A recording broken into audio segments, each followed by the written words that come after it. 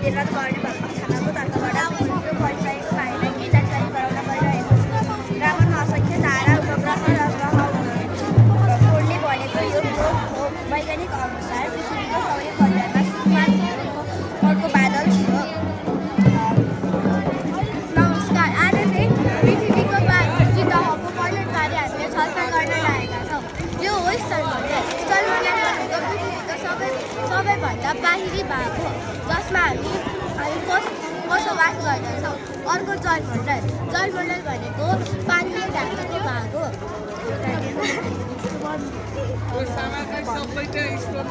कुन प्रदेशमा? कोशी प्रदेशमा चिया पाइन्छ, मध्य प्रदेशमा जुट पाइन्छ, बागमती प्रदेशमा सुन्तला पाइन्छ, यो गण्डकी प्रदेशमा स्याउ पाइन्छ, लुम्बिनी प्रदेशमा कफी पाइन्छ, कर्णाली प्रदेशमा यासकुमा पाइन्छ र पश्चिम प्रदेशमा। नमस्ते, हामीले चाहिँ आज समसामयिक घटनाको केही मोडलहरू तयार पारेको छौँ, हजुरले हेर्न सक्नुहुन्छ। र यो चाहिँ हाम्रो जेएनजी आन्दोलन हुनुभन्दा अघिको संसद भवन हो र संसद भवनमा चाहिँ कानुन ऐन र नियमहरू के भन्छ निर्माण गर्ने गरिन्छ र जनताको हक हितहरू संरक्षण गर्ने गरिन्छ। अनि यो भवन चाहिँ अहिले जेएनजी आन्दोलनले गरेर नाश भएको छ र यहाँ हेर्न सक्नुहुन्छ जेएनजी आन्दोलन एउटा समसामयिक घटनाभित्र पर्दछ र जेएनजी भन्नाले 1997देखि 2012सम्मको युवा पुस्ताहरूलाई जनाउँछ। जेएनजी आन्दोलनमा धेरै जस्तो प्लेकार्डहरू जेएनजी युवाहरूले बनाएको थियो, जस्तो We pay you flex and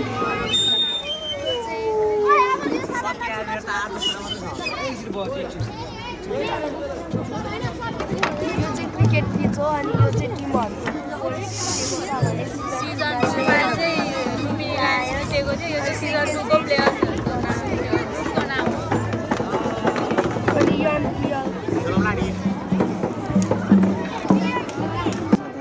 class 9बाट। अनि यो चाहिँ घरेलु हात हतियारको बारेमा भन्न गइरहेको छु। त्यो चाहिँ कर्दा हो, यो खुकुरी हो।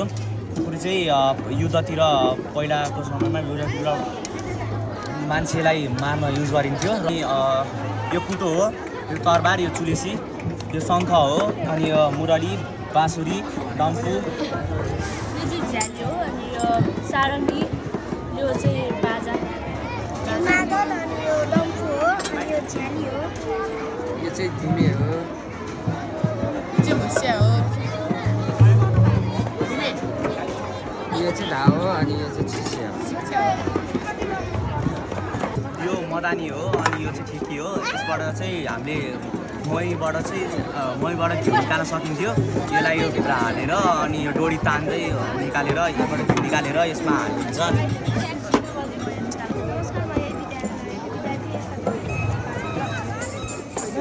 आज हाम्रो सम्बन्धमा उनको सम्बन्धमा छ आफ्नो दैनिक आफ्नो आवश्यकताहरू पनि यो बेचेर चाहिँ गर्न सकिन्छ। यो घरमै बसेर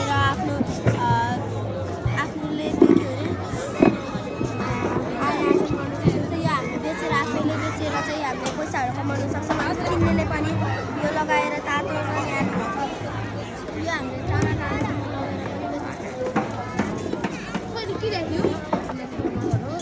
म चाहिँ बाँसले बनाएको सामग्रीहरूमा भाग लिएको छु।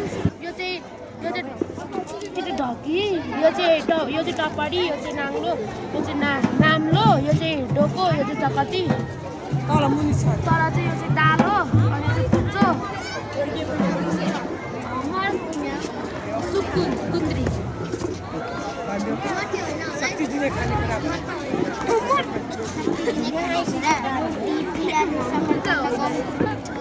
कोदोको पिठ, चामल, सिउरा, आलु, धान, मकै, गहुँ,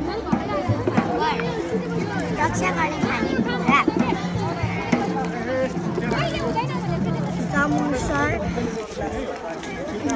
फर्सी, गोलभेडा, प्याज, गाजर, कौडी, मुला, इस्कुस, रायोको साग, च्याउ, छ्यापी, धनिया, अनि